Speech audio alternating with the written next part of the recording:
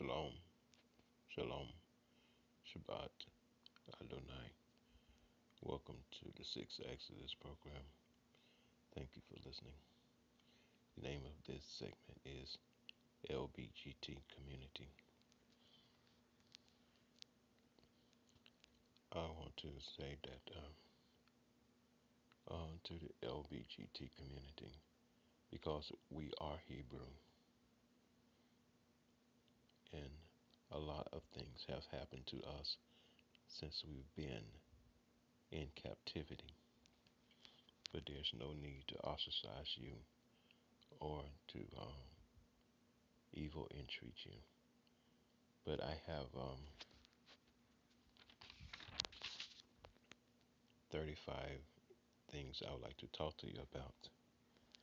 The numerology is not important, but what I have to say is, and I'm about to say to you, by no wise will we cast you out.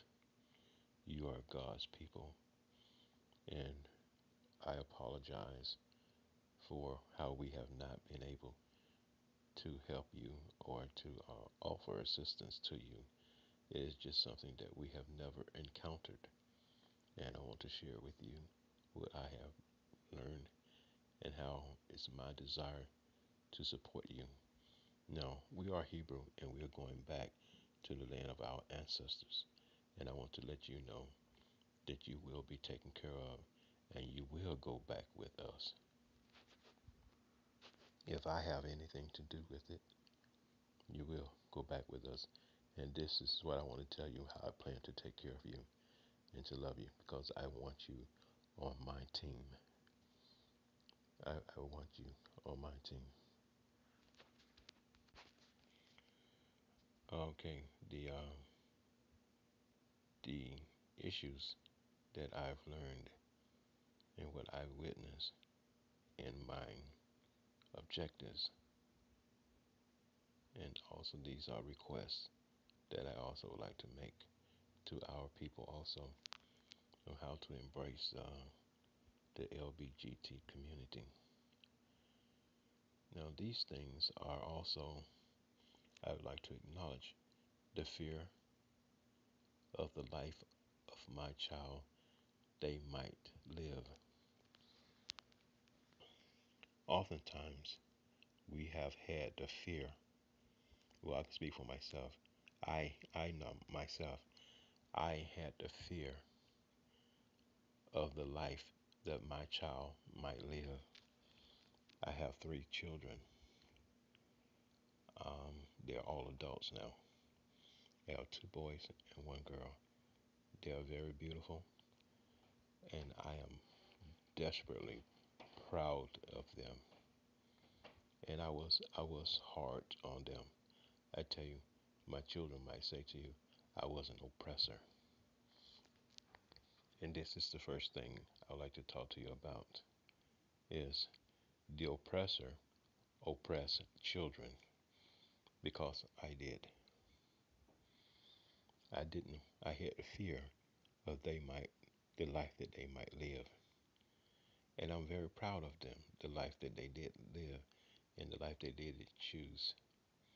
But I indeed was an oppressor. That's why the first thing that I want to talk to you about is parents in our current society, in our generation in which we live.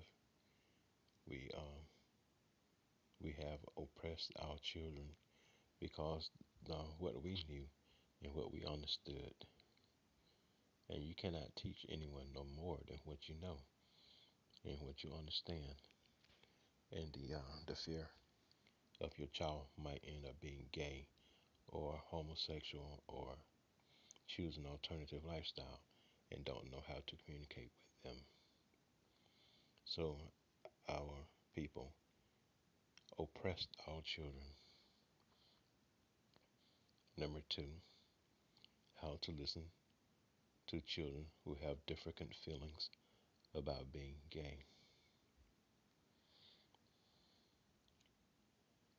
Number 3, transphobia, fear of being different, law and judgment A lot of times people fear uh, the, the God and fear the law because of what has been spoken in the Bible concerning those who might be LGBT. By no means am I saying that you should not fear God. You should fear God. But nevertheless, that is not the subject. It is not the issue. The issue is addressing what is. Now, what is that we have a large amount of our people, and they have, by whatever means, and we'll talk about that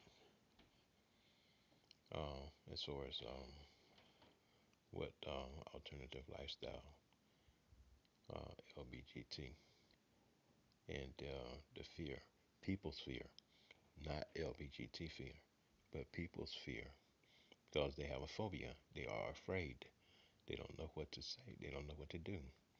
They have no idea on what to say about the community.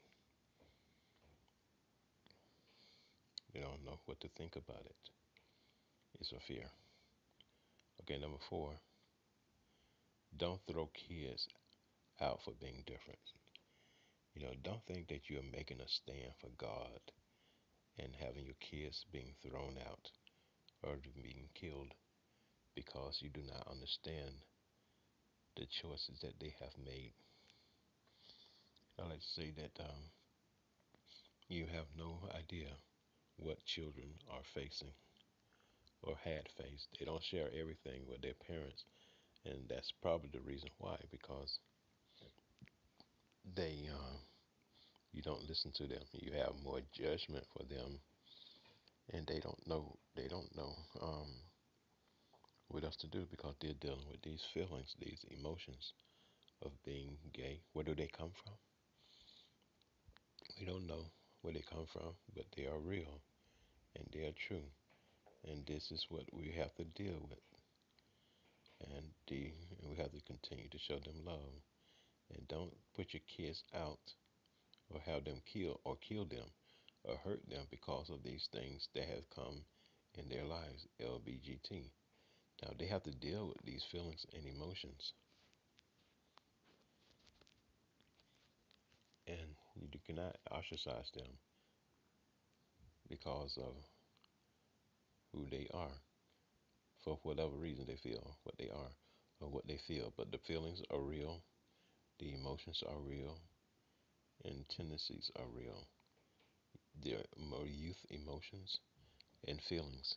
And you cannot ostracize a person just because they have these feelings or because you cannot understand them or why you say that it's not normal. Who knows what is normal? Who's decided what is normal? And so this is part of the fear, and you're coming down on the head of these people. Now, you can call them unique, you can call them strange, you can label them any way you want, but nevertheless, this is a real situation. You have no idea what they're going through. You know, children have many crises in their lives, many crises. We don't know. Things can happen in their lives concerning incest. It could be medical. It could have been rape, gang rape, drugs, an undeveloped fetus, uh, medication or intoxication. We don't know what our young people or adults have faced in their lives or what they are led to because of being ostracized or criticized or humiliated because of their these feelings that they have. And of course, we don't know why these things are, but nevertheless, it is clear and it is apparent, and we have to deal with it and help and assist. Not to say we're trying to correct anything. We ain't trying to correct anything. We're just saying, and I'm acknowledging that these are things that I haven't been aware of, and because we know these things, let's do something about them. Okay, number 5, where to go and accept what we are, who they are. We have to accept because they cannot go anywhere. There's only this one planet, and we have to support and love each other and listen to help them. And we're not saying that we are better and you are lesser. We're saying we feel you. We feel what you feel, and the community, that LGBT community, is who they are, and we know what the Word of God say. But nevertheless, what shall we do? Should we kill them all? Should we hate them? No, we cannot do neither of these things. Now, as far as myself, am I LGBT? No, never have been, don't care to be. But nevertheless, I'm not in darkness, nor will I turn my back on the LGBT community. They are my brothers, they are my sisters, and I love them just as much as I love all of God's people. And we are Hebrew, and while we've been in captivity, a lot of things has befallen us as to who we are and what we are, and we will not cast the LGBT community aside as others. Now, this is what I understand. In every society, God has redeemed us. In every society, we have been slaves. Every society, what we have learned and what we've done in those society, God has been faithful to us. In every society, He's been good. Oh,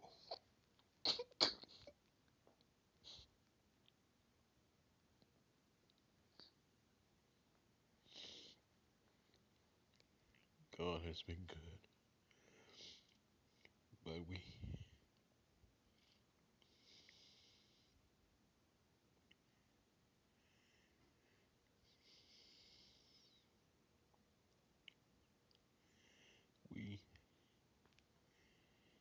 as Hebrew, God's people, has been indifferent. We have learned a lot of things that the heathens did. But nevertheless, we are who we are. So that's why we cannot turn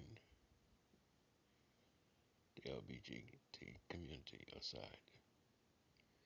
Because God has not given up on us because of what we had done, what we learned while we was in captivity.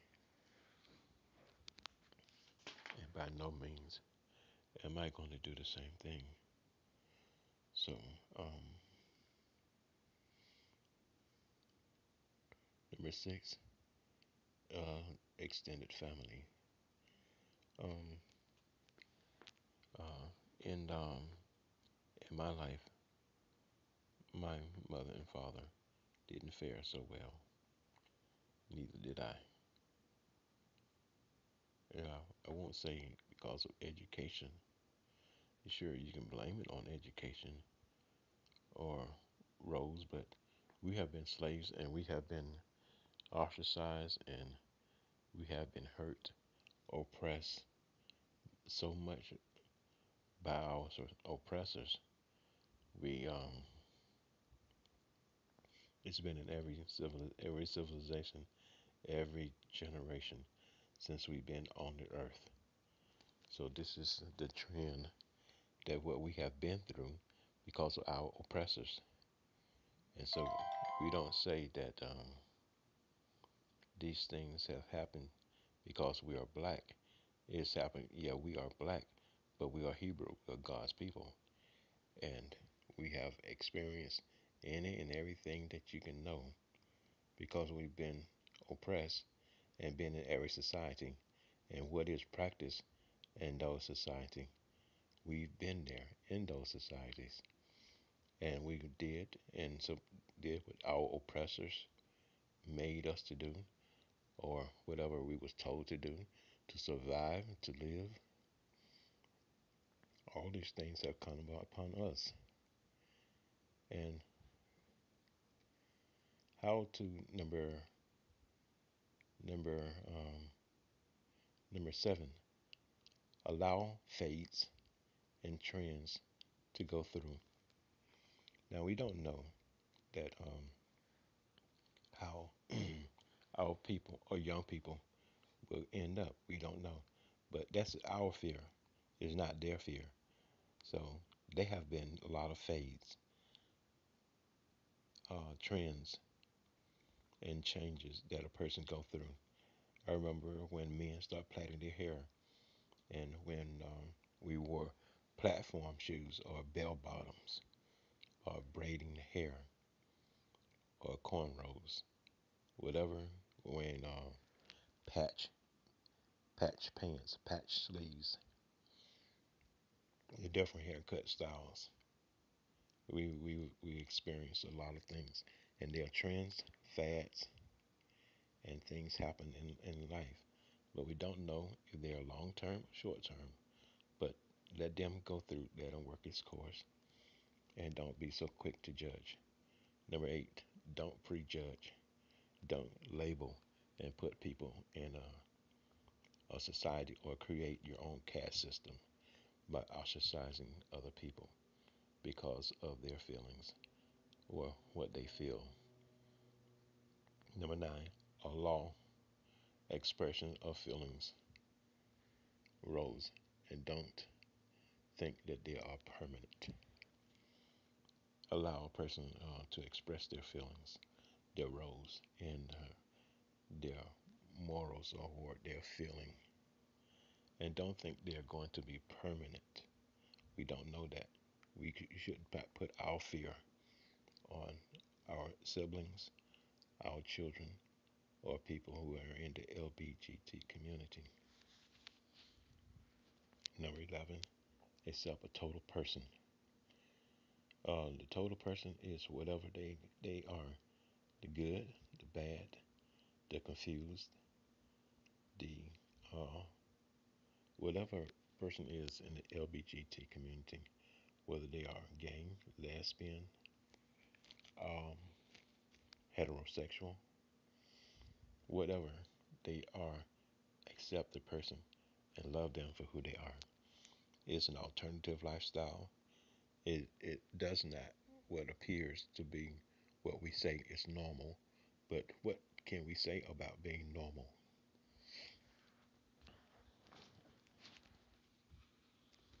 But God did not cast us off.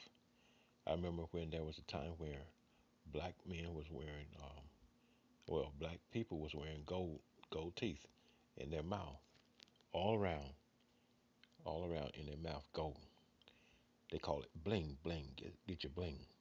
It's a fad. It was a trend. It's something that they went through, but we didn't get rid of them. And then there was a fad where people started wearing pants down below their waist. It was a fad. It was a trend. It's no longer here. So what I'm saying is that don't fear and kill people because of these changes. We don't know where the changes come from. We don't know how they got popular. We don't know. But nevertheless, don't kill and don't hurt. Number 13, LBGT, save a life. Don't kill a life. Save a life. Don't kill someone just because of their feelings and their emotions. Like I said, there are a lot of things that has happened in people's lives that we don't know. We don't know why people have changes in their lives. We have no idea why they choose what they choose, but we show support and love the person, love the total person. You know, the good, the bad, the choices that they made, the confused self, the magnification of themselves, how they express themselves. Love the total person. Do not ostracize them. Do not say we don't like you because of who you are. You don't know what they are or what they are feeling. Okay? We don't know. Number 12, don't know how to respond to a gay person or a person who has alternative lifestyle. Um, One thing you don't know what to say is just say, I love you. Say you don't know what to say. That's all right. You don't have to be able to address or make comments on everything in life. You don't. And I don't think it's good to do so. But you can say to your children or to a loved one, I don't know what to say, but I love you. Okay, that's all you need to say. Don't ostracize your children just because they are gay and this is what they're dealing with. And you don't know what they have in their bodies or what's going on in their body. This is enough to know how a person can, their minds and their thoughts can be just going like absolutely crazy. Number 14, body changes and sex organs. You don't know what a person experienced in their life.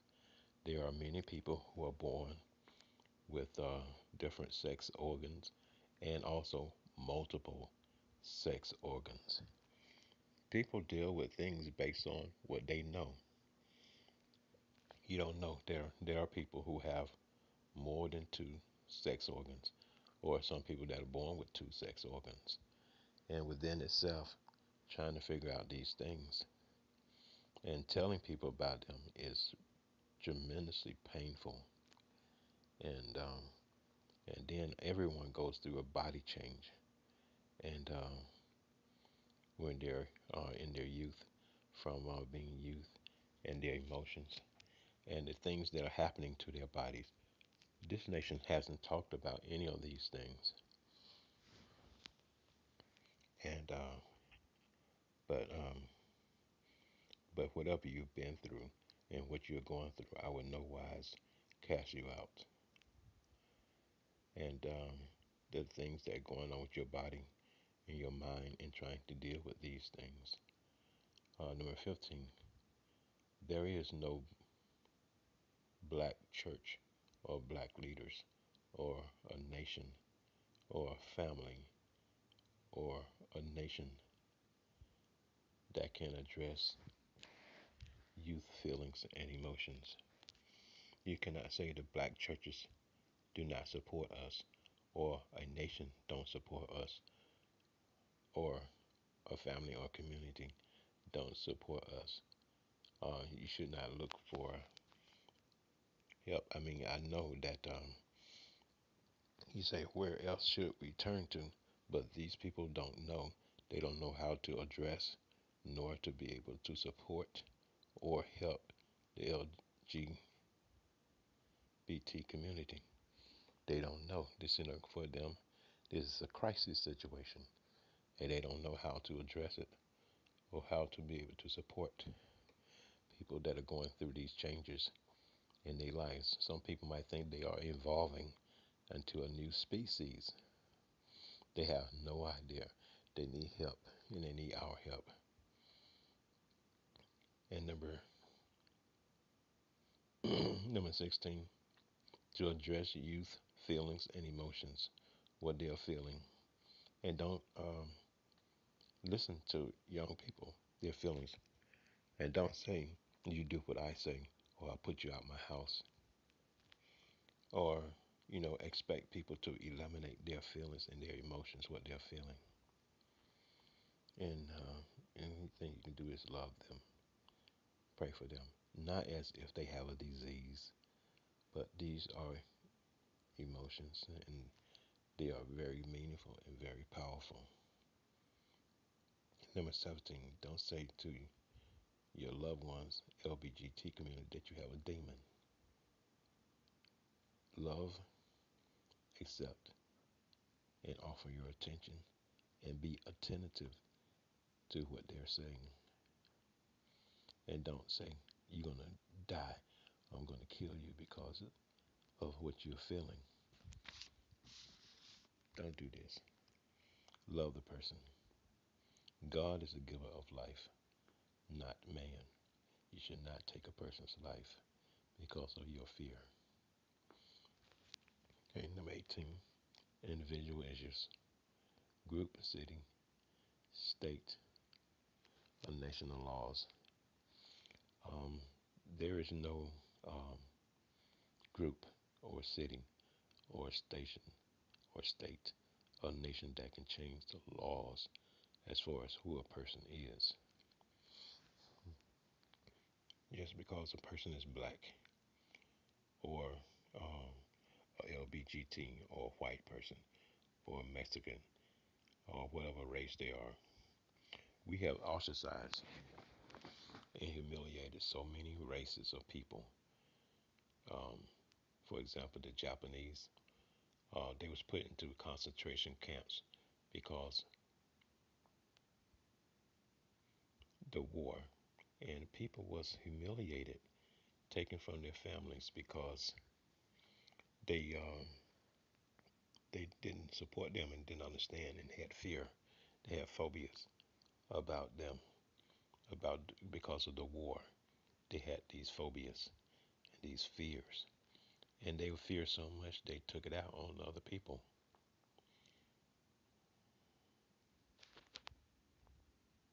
There's the Chinese Exclusion Act that the American government enforced on Chinese when Chinese start coming here to America looking for work and a better life. But and you see the Mexicans in our life, we see the phobia of America. They are fearful of everyone with color, and and it's not including ISIS. They fear ISIS so much. This phobia. The white men have a phobia about everything, and so all these phobias, we have to number 19. We have to say each one reach one and educate yourselves, educate others concerning the LGBT community and what we have and what we're dealing with and how to support and help people. And number 20 is masculines is not the answer, or nor being tough is the answer. You cannot say to a boy, be a man, and slap him or beat him or hit him in the chest or push him down to show brute strength or being masculine is is the answer for not being a man or saying that you're not a man because you like to be with other men. Every person, every person have love a person that they're in their same race. You have best friends that you like to be with more than other friends that are in the same sex that you are. There are men that have best friends that they feel so compassionate about. I do. I have this person in my life since I was a boy. Love this dude. He's been my best friend forever. His name is Leroy. My best friend. I love that dude. But not sexually. But I love him with all my heart. I don't channel love to him that way because I know that both of us we like females. But I love Leroy. That boy is something special to me. I can tell him everything, and he's my best friend. I love him. Well, I have another girl. She's my best friend. She's a Chinese. I love that lady. Well, she's a girl. I love that girl. She I tell you, she's my best friend. I can talk to her too about everything, and I love to play badminton with her. And I have so much fun with her. I become a child when I'm with her. When I'm with her, I don't have any problems. I don't see any problems. I don't see nothing evil or, and I know her love is genuine to me. I know she's care for me. I wouldn't mind being old with her. But those two people, and don't be afraid to say you don't have many friends. I don't. Those two people, Leroy and my friend in China, they are my best friends I've had in this life. Best friends. And I love both of them very much. But of course, I have to give my friend in China the nod because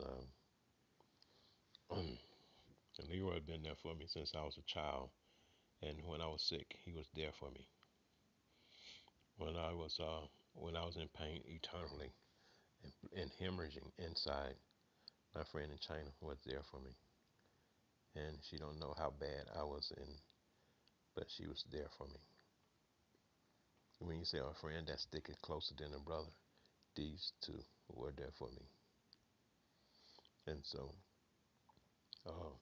don't think that being masculine is the answer, or being or participating in a contact sport will make you tough. That is not the answer. Or saying you need to play football. It'll make you tough. It'll make you a man. That's not true. Number 21, don't invisibilize LBGT.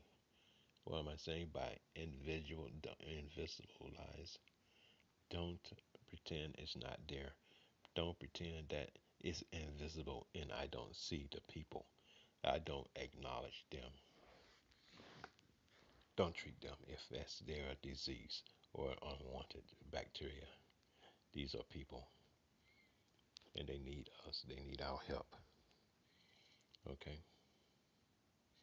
You don't have to pass a law for a person to be to need help or assistance. They are LBGT. Just love the person. They are God's people, and whatever we do, don't take love from them. Okay. Now, number 22.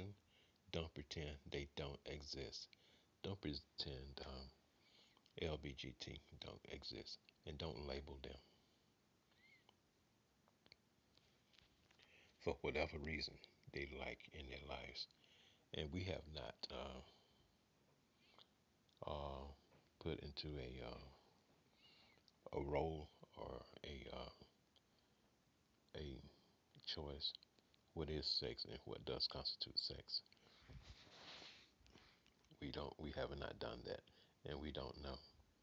And so there are too many things to talk about in this area. So don't pretend they don't exist.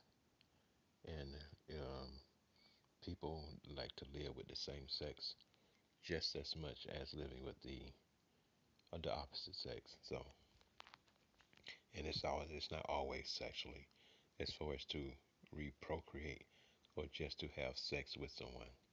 You don't know what they want or what they desire or why they want to be with someone of the same sex.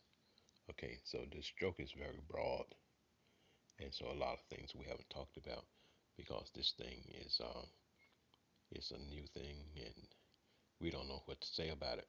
There's not enough conversation about it, and we're still trying to deal with a lot of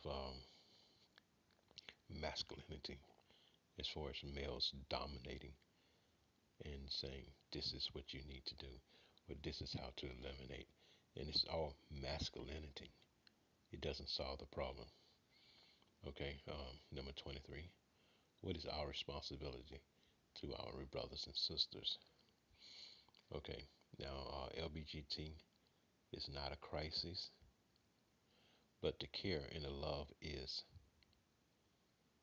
Okay, um, number 24. Offer continuous medical and counseling Now, a lot of our LGBT community have made sex changes. Why have they made sex changes? Does it matter to lecture a person when they are developing a crisis within themselves? Um, if I'm drowning, don't lecture me as far as how I got in the water. Throw me a life vest. And that's what we're doing to LGBT community. They are drowning with these mental things in their minds, in their bodies. And you're saying, let's have counseling. No, offer them medical assistance and counseling to help them deal with what they are dealing with. We don't know why everyone have LBGT. We don't know why. It could have been incest. It could have been a medical reason. It could have been rape. It could have been a gang rape. It could have been drugs. It could have been an undeveloped fetus. We don't know what's in a person's their body or their body changes. We don't know if they have certain body parts of their body parts that are abnormal. They say my genitals does not look like everyone's else, or it's this, or it's that, or a female say, well uh, my fetus is not like theirs, or this is longer than this, and this is cut this way. We have no idea what a person is facing. I know in India they have a lot of abnormal birth in India, and in America we don't see them as prevalent as they are in India, but nevertheless they could be hidden, and so we don't know why the LGBT community embrace each other because maybe these people have other sexual abnormalities with their bodies. We don't know. Okay, but it's important to love them because we don't know. Okay, that's why it's so important. Okay, we need to also, number 25, talk about the choice as far as being born this way or learning behavior. We need to talk about this continuously and talk about counseling. Okay, number 27, previous medical needs. That means if they have had a sex change and they're having medical problems with their sex change, we need to continually offer support and medical help for them in the roles that they have chosen to make with their medical deficiencies or abnormalities. We need to continue to offer help, and it's going to be expensive, but we cannot ostracize a person, save a life. Number 27, if you have a girl and she wants to play football, what will you do? And if you have a boy who wants to be a ballerina, who wants to dance, what do you do? What choice? How do you show love to them? How do you support them? Is playing sports a thing for boys to play football to be masculine? Is a masculine the way we want to emphasize our culture? That's why I've I like to play badminton because my friend in China, she can beat me playing badminton, and I was so crushed when she beat me because I had this masculine role. Let me tell you the short story, and I'll make it short. I um, I was a university teacher in China for 5 years, and I learned how to speak Chinese pretty good. But one day I was on my motorbike, and I was going through the neighborhood, and I heard a bunch of shouting and yelling and people cheering. So I made an alternative stop, and I turned around and I went into this neighborhood, and there was about 15 guys, looked like they was in between their 40s and 60s, playing badminton. and they was over exuberant. I mean, they was having a good time. And so I stopped and I watched. And they said to me, "You want to play badminton with us?" And I said, "Oh, I don't play badminton. This is a girl sport." So they said to me, "So we are all girls?" I said, "No, no, no. That's not what I mean. Like where I'm from, we don't play badminton. You know, boys, we don't play badminton because it's we call it a feminine sport. We say only girls play badminton because if you're not hard in playing football or basketball or a contact sport, if you're not bleeding or being crushed, then you're not a man." So I got off my motorbike and they gave me a racket, and I could not hit that birdie for to save my life. I was crushed because I'm a masculine. I mean, I'm a sports person. I mean, I do all sports well. I mean, I've championed every sport. But when I met badminton, man, that thing whooped my butt. It seemed like the birdie, it was like had hyperdescension. It like when it came down, seemed like it went back up into the air and it didn't allow me to hit it. And my coordination to play badminton was off. I never used my eyes like that, and to swing, I didn't have the coordination. Although I was a good athlete, at least that's what they say, and I just didn't do well. These guys in their 40s, 50s, and 60s, they was killing me, and I was a young man. They beat me every time, and they laughed at me. That's what I didn't like. They laughed at me because they beat me, and but I went to practice. I started practicing. Me and my friend, we practiced almost every day. Not only did we practice, but both of us got so well, and she can beat me, and I beat her. But nevertheless, we had fun playing together, and we played together my whole time in China, and I loved it, and I miss her and I miss the sport. But I learned that you don't have to be masculine to enjoy yourself in sports or with another person. You can enjoy yourself just being, with someone that you love, whether they are another race, whether they are another sex or same sex. You can enjoy the company of others. I've learned that. And many times people don't want to have sex with uh, uh, with the same sex or the opposite sex. They just like to be with the person. Okay, this is what is a civil union, I think.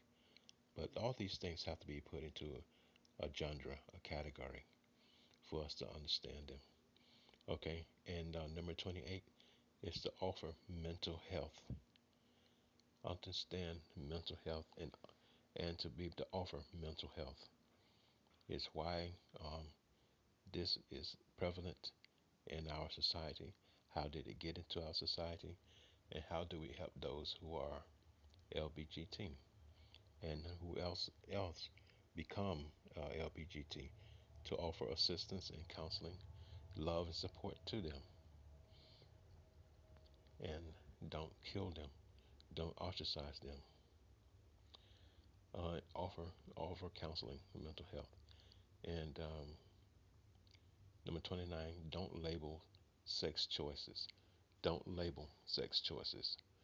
I mean, people can say what they like or what they prefer being in the same race or same person or whatever the choices is. But we are one people. We have one God, but we covered the whole face of the earth thousands of years. And we only have one earth to live on. And we cannot constantly, the big people, chew the little people, or the big fish eat the little fish, or the whale, the lion kill all the beasts because he said, I'm the strongest of all the beasts. So I'm the Lord and the King of all the jungle. So I kill anybody who don't do what I say. Yeah, I'll eliminate all the species and I'll be the only one. But we have to exercise those types of feelings and emotions and embrace what's really real. Number 30, being civil. Don't put people in a category just because they are LGBT. Okay, you see a person you see a male holding hands with another male. Don't don't don't don't get um, don't get in a hizzy or have a fit if you see this happening, or two females holding hands or hugging each other. The people have not. Let me say it like this, and this is my understanding. Just because a person have a cold, it doesn't mean they have lost their mind. Okay, your cognitive senses are still prevalent. You're still cognitive concerning who you are and your choices. Don't think because I like to be with a male, or you see me holding hands or hugging a male. Don't think that my mind is warped, or I went crazy or have lost my mind. As for myself, I like being with females, but in America, in a large parts of the world, if you're with a female, you must be doing something with her, or you must be having sex with her. Just because we have these phobias and all of these strange ideologies, and how did they get there? Don't know. But nevertheless, we need to talk about them, and we need to put them out so we can discuss them, and we can clear up a lot of things. But we have a phobia about that. So we need to realize all the phobias we have, and it mostly has to come from above. That means people who are in charge, people who are leaders, need to be able to figure these things out, and then they have to trickle down. We say trickle down economics, but we don't say anything about trickle down communication about LBGT. Okay, we need to reach one, each one reach one.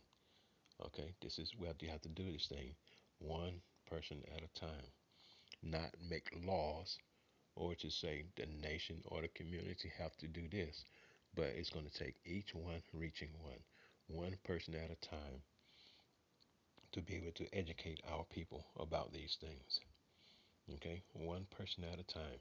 How to talk about it, how to reach out, not to kill, not to hurt, not to ostracize, but to love them, even if their sexual choice is not the same as ours. These are God's people. They need love just as much as everyone else. And why did they have these sexual choices? We don't know, but we can talk about it. We can express ourselves and our feelings and find out, and we can grow from there. But we have to talk about these things, and we have to eliminate this toxic masculinity. As far as you have to be tough and mean and hard, you would not be gay if you was like this. That's not true. That's not true. But we need to talk about these things. Okay.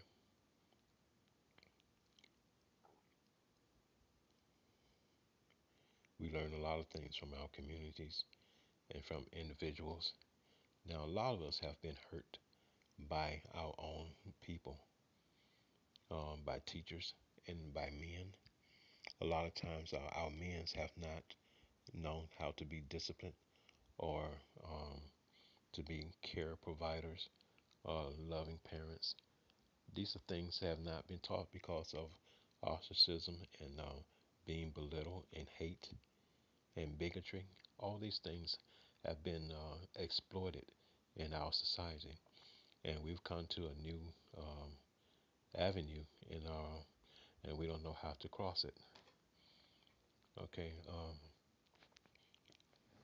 there should be places to talk about these things in the community, in church, in schools, and in sports, but we don't, and we haven't. And the places we thought should help us, or at least extend to a crutch, they haven't been there. And a lot of times we try to support others, like males, And for example, there are a lot of things that has been driven, I believe, to belittle and to take the strength and the respect from black men. And but a lot of time, black men exploits a lot of things also concerning responsibilities in homes, in communities, and church, sports, teachers. We have not gotten support from these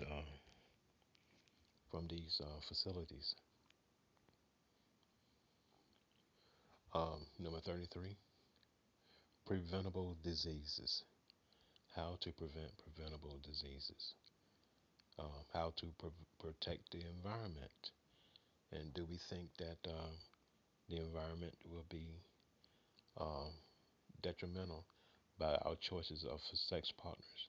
Do we still preserve what is dear to us concerning our sex choices? And how much of detriment if we make our choices? How did it prevent us? How does it keep us from diseases? Or do we think that if we make these choices, that we should choose an alternative to support our desires? What's the heaviest weight? What should we choose? And what choices do I have? So these things need to be brought out. Uh, so how I keep from having HIV? What are my choices? And if I have HIV, what are my choices? What do I do? Who do I talk to? Who can support me? Number 34, grow spiritually. There's a lot of, I wouldn't say church, but it's kind of broad because that wouldn't, it's not true. But you can find individuals. I think there are more, can help you more spiritually to grow and to help with the crisis more than a group or a community or a church or a nation. I don't think we are more understanding or as developed as we say. You know, we would say, well, we go to the moon. Oh, well, we would go to the moon. But you cannot handle the love of a LBGT. What's the relevance of going to the moon when you can't show love and compassion to people who's your neighbor and live next door to you? But you hate them, but you can brag about going to the moon. Or you can brag about building a wall, but you cannot help a person who is LBGT or a person who is heterosexual. Well, do do you know why people become heterosexual? Is it a game? Is it a desire? Is it something that say, "Oh, I want to do this thing," or "I wonder how it feels"? You know what do you say about things like that to a person? Are you saying they're crazy because they have these feelings or they have these emotions? Are you saying that they have become mentally ill? Is this true? Is this so? We don't have education enough about it, so we need to talk about these things. As for me, I'm content with who I am and what I am. I'm content. I don't have a mate. Don't desire a mate at this time. I will wait for my God to give me a mate. I had a mate, but hasn't worked out to the best that I hoped. You know, in life, you don't plan for things, bad things to happen, or what you say, things that are not normal.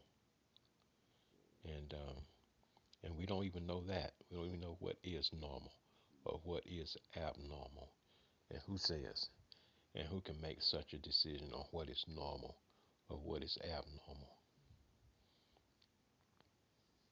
We definitely need a better understanding. And the last one is number 35, holistic life. We need to minister to um, the whole person holistically. The physical, the mental, and the spiritual person. We need to offer counseling, like eating right, a diet, And for people who are LGBT, offer the same things because they need our help and support, why they are and who they are. And so no one should be forced into being what they're not. You have a choice. And sometimes your choices have stipulations.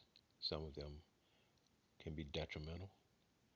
Some of them can be an adverse change or can add problematic in long-term medical situations.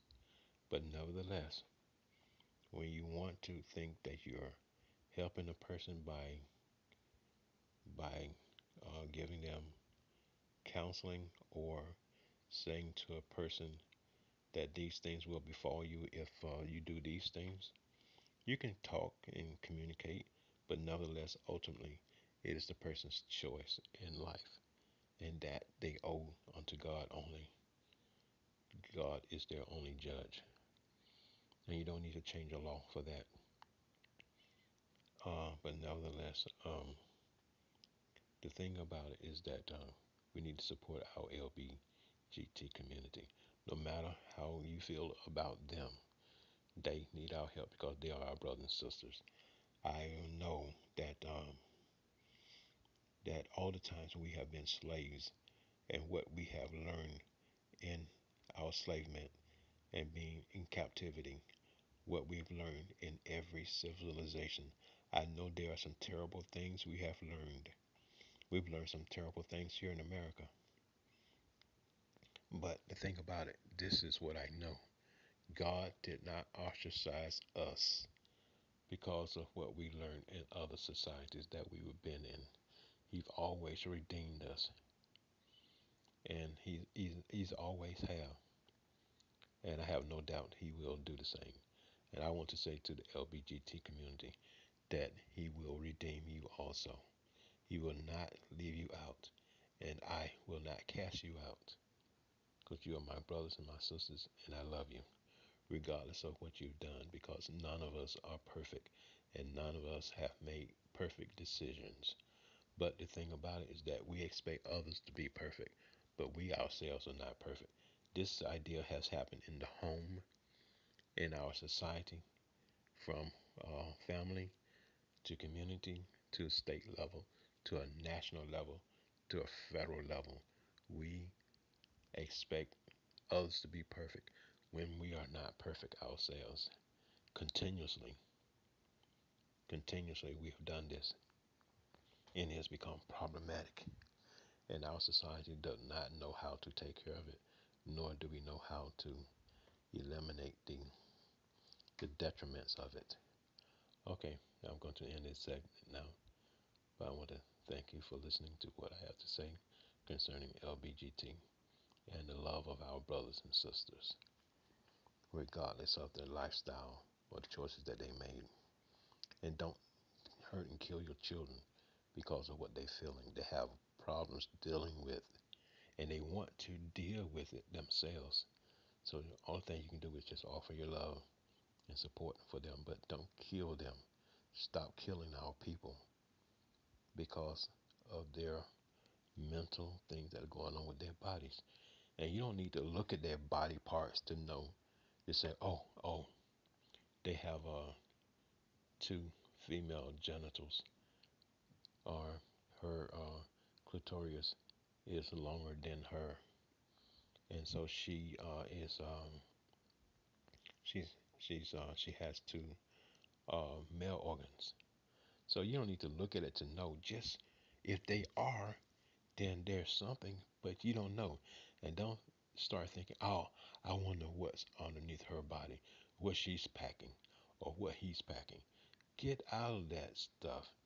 Oh man, you're just being yellow. Okay, now let's end this segment. And don't forget, let's offer a holistic approach and a holistic lifestyle for our people in LBGT. And don't stop the medical treatment for our people. All of us have made bad decisions and done things wrong. And so we learn a lot of times from bad decisions, but we don't need to. We can do prevention. But right now, we need to do both. We need to do prevention, and we need to be reactionaries simultaneously at the same time.